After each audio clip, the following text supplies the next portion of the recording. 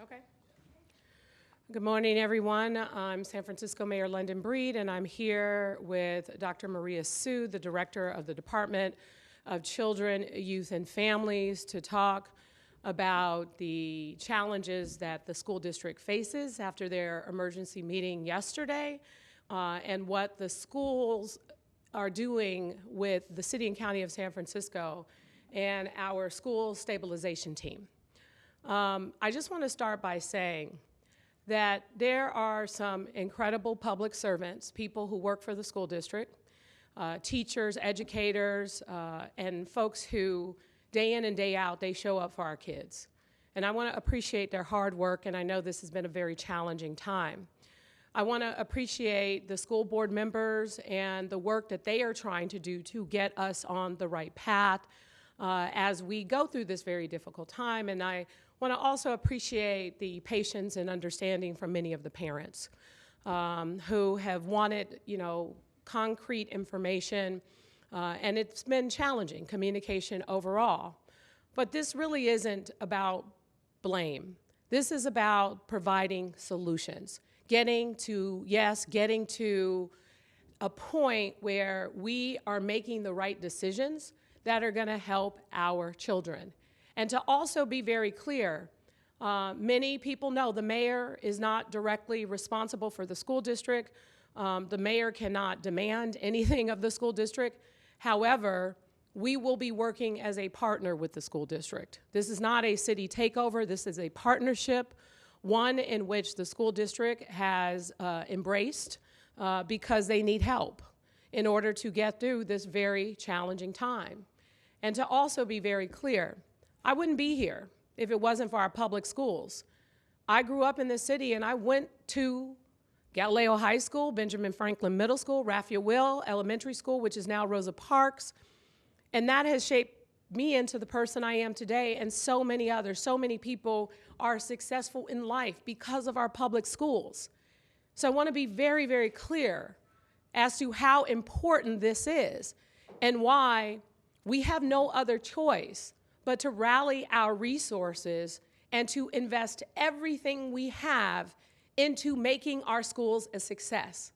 And I want to make it very clear to the parents, to the educators, to the students out there, we will not fail.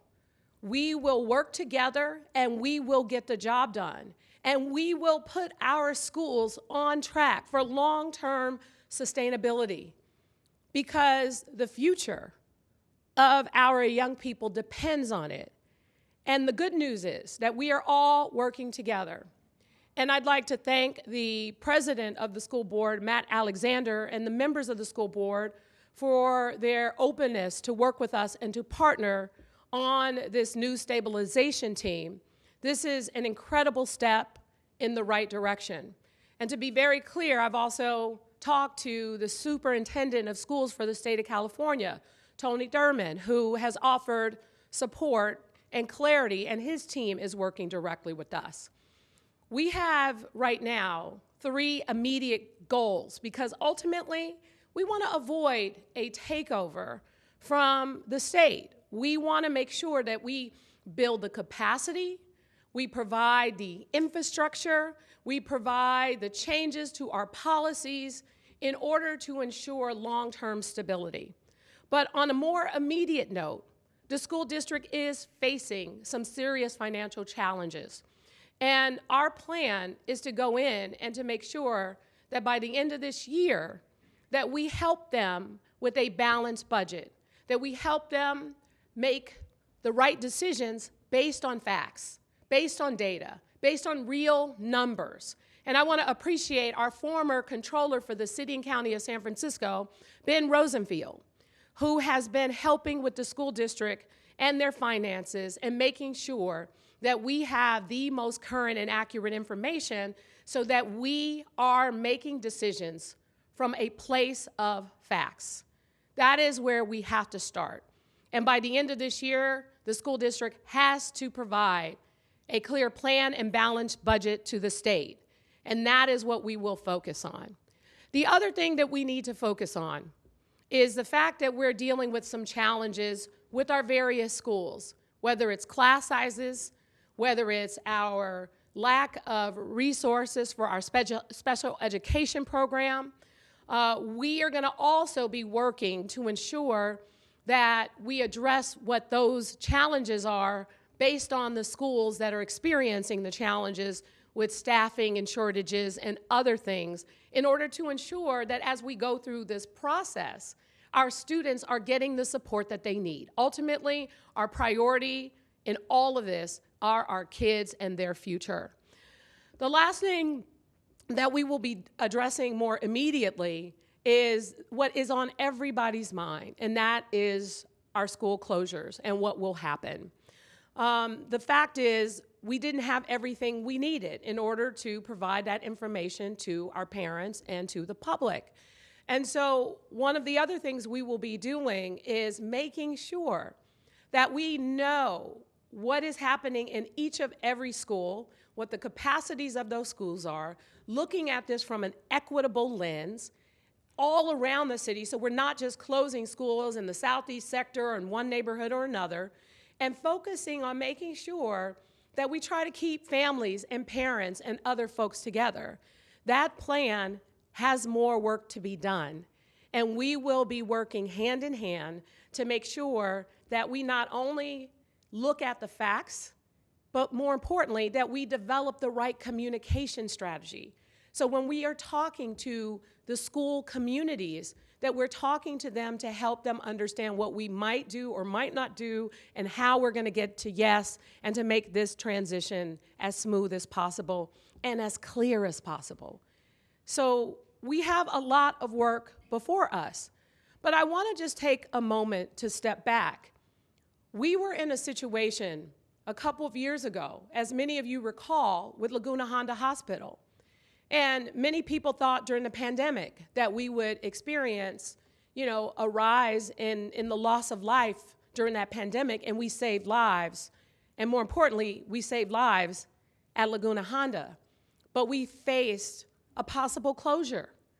And what we did is we rallied the troops. We brought in some of the best to get into the weeds of making the kinds of changes that the state and the feds wanted to see, and we ultimately saved Laguna Honda for the people who rely on it the most. And that is what we will do with our schools. We have a track record. When we are faced with crisis, we have a track record of delivering the kinds of results necessary in order to secure our facilities, and we will secure our schools for our kids.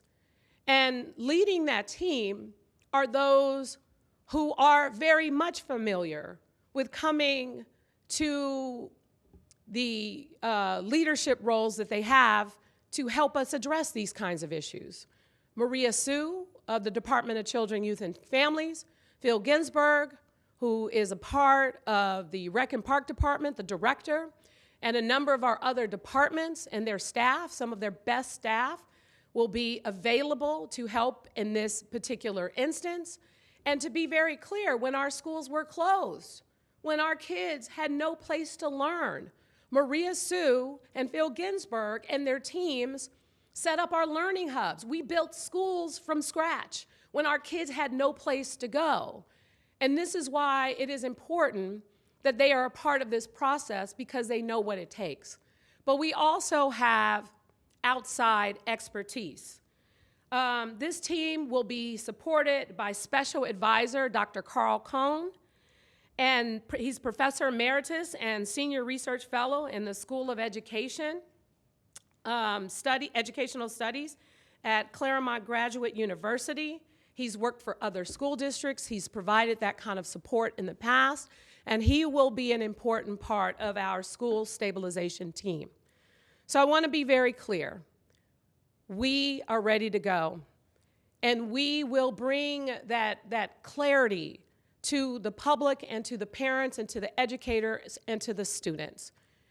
This is what I believe is the hope that we need to ensure that when you are entrusting your children to our San Francisco Unified School District, that we can ensure their success and their future. And we have the pieces of that puzzle that are all together.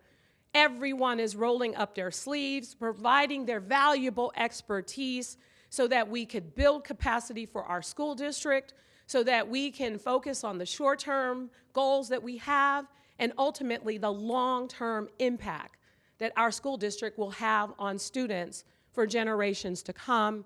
And we appreciate, again, your understanding and your patience, and we will do everything we can to ensure that all of this works together for the good of our kids. Thank you all so much. And with that, I want to turn it over to Dr. Maria Sue from the Department of Children, Youth, and Families. Thank you, Mayor. Good morning, everyone. My name is Maria Sue. I'm the Director for the Department of Children, Youth, and Their Families. I am grateful that the Mayor has asked me to co-lead with my colleague, Phil Ginsberg, General Manager of the Department of Rec and Parks, this school stabilization team. We are walking into a very critical situation at the school district, and we want to bring our experts in the city to provide support to our school district. As the Mayor shared, there are many hard-working staff at the school district, and we just want to provide additional supports. Things like our fiscal expertise, our human resources expertise, our operations and policy expertise, managing multiple facilities expertise. So things that will continue to support the school district to thrive and to meet the mandates that the state has placed on them. Our goals and our intentions are very clear. We sent a letter to our school district superintendent, as well as to the Board of Education this morning, outlining our steps moving forward. Thank you. All right. I was going to say, wondering if there are benchmarks. I don't know if there's going to be benchmarks, if there's a timetable. What are you looking at in terms of measurables to see if the committee that you've assembled is working and it's getting the results you want? So here's the thing, Christian. We just are going in there now. So we don't necessarily know what that will entail, but we should be able to provide that sort of information later. Ultimately, we have 3 goals that we have to meet, and the timelines are set for us already. Specifically, we have to close the budget deficit of the school district by the end of this year. We don't have any time to set benchmarks. We have to do it. We have no wiggle room. So that is, our number 1 goal, at number 1 of the 3 goals that we have. And the other one is to address some of the challenges at some of our schools where we may not have teachers for special education or oversized classrooms and things of that nature. We have to, dig into what is happening right now and make some adjustments as we speak. And long term, we have to get clarity around the data and the facts before we could even talk about what schools might be proposed to be closed. And so that's a longer conversation because we need the information. Before we can provide that information, we need it. And then secondly, a part of the communication strategy would be when we are able to provide information to the public, especially to the parents, students, and the educators, we're going to do so. We won't wait until the end of December to communicate, but our goal is to try and be very consistent about benchmarks as we meet them in order to just give people an understanding that things are moving and working and going in the right direction. So we will have more of that after the letter is responded to, and our hope is that we'll start to see some real change. So 3 quick questions. That makes it sound like that the October release of schools that are probably going to be closed, that is now on hold. That's based on. Let me answer that. I can't tell you that it's on hold. I can just tell you that our school stabilization team, once they go in and they start working with the district, they'll be able to find more clarity and let the school district know when they believe that particular announcement could potentially be made. But we just don't know at this time. Okay. Other two questions are, have you spoken with the superintendent? And what was the tipping point for you to get involved? Obviously, this has been going on for a Yeah, while. I'm gonna not engage in that particular components because, again, I don't want to get into the blame and the conversations and things that have had to happen to lead us to this point, because I really want to focus on the solutions. We are at a point where we need to focus all of our time, attention, and resources on focusing on our kids and getting to the right place. So I don't want to rehash the developments that led up to this point. I just want to focus on what we need to do to move forward. I'm not sure if I want to get into that right now, if you don't mind. So, in moving forward, and it is unusual to take on this role as you've described, who is kind of in charge and will ultimately be the one to make decisions on what happens next? Will it be you? Will it be the superintendent? So to be very clear, the superintendent is still in charge. And the superintendent and the school board has accepted help from my office. And to be very clear, my office and I have talked to a number of people, including the superintendent, and with the goal of getting to a place where our help is accepted and, more importantly, used in a way that's going to help meet some of the needs that we need to meet. And so we believe that that will be the case.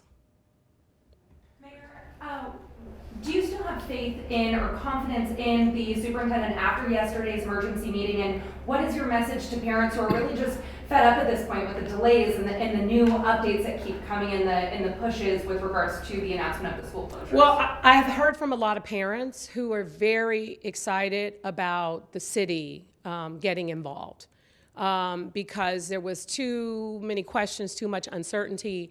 And I think the biggest challenge that the school district had was communication. And so I think with our team here and the people that we have that are available, they are opening the doors. And so we will be sending in that stabilization team. And they will be taking a lot of guidance from our stabilization team, and we will be making a number of recommendations that we expect them to implement.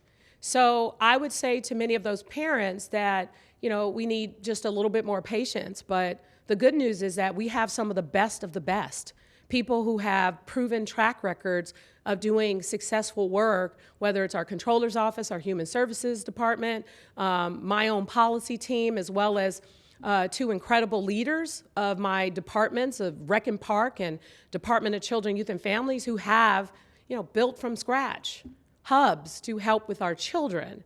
So I think that, you know, there's a reason why we are going in. And I want to just reiterate, I don't want to cast blame because we need to focus on solutions. And there are also a lot of hard, dedicated people who work for the school district, and we want to support them. We want to encourage them. We want to motivate them. And we want them to know that we're here to help. We're not here to point the finger. Do you have confidence in the superintendent? We are here to help, and we're not here to point the finger. So what's your projection? How many schools do you think San Francisco will need to close to be able to balance the budget? Unfortunately, I can't give you that information at this time. But as soon as we go in and we get the facts and we get the clarity around what that entails, then we'll be able to, when there is an announcement, I don't know when that might be, but we'll be able to provide clarity. And first, we need to make sure that we're talking to those families who are most impacted before we do anything. And we have to have the facts behind that. We don't have that information, so we can't provide that information at this time. Is there ever a mechanism, I mean, we're talking about millions of dollars potentially here, if there is not a bridge in that budget, is there a mechanism that the city may have to help in bridging some of that gap? We're talking about every option. So we don't know what the city's going to have to do in terms of bridging a gap, but that's always one time, so we have to be very careful. The city already provides almost about 10% of the school district's budget, thanks to the generous support of the voters. We've also gone above and beyond that with some additional resources that we pay for the school district. So look, we're going to do whatever it takes and what we can do to make sure that it's sustainable.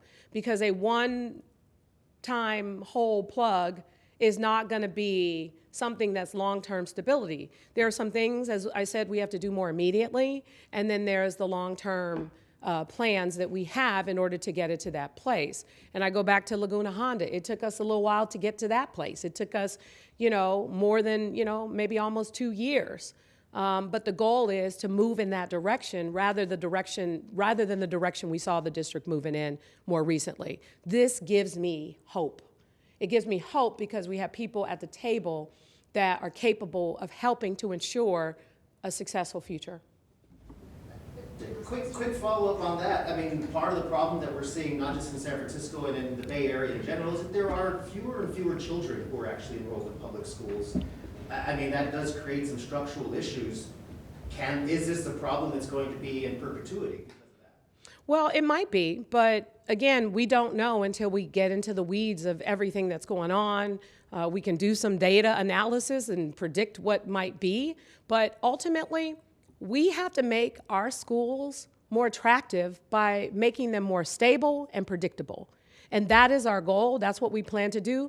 And the good news is that this is one of the first times that the school district is actually sincerely interested in accepting the kind of quality help that only the city can bring. Will we look for updates from you or from the school board? Where will we get these updates in a sense? So just to be very clear, this stabilization team will have someone who's going to be able to provide direct communication. We're still working on the details because ultimately we want to make sure that we're not waiting until I'm available, but we're providing the information as soon as we have it available in order to keep it out there and to give people some assurances that something is moving and something is working. What's the earliest you think you'll get some data on this?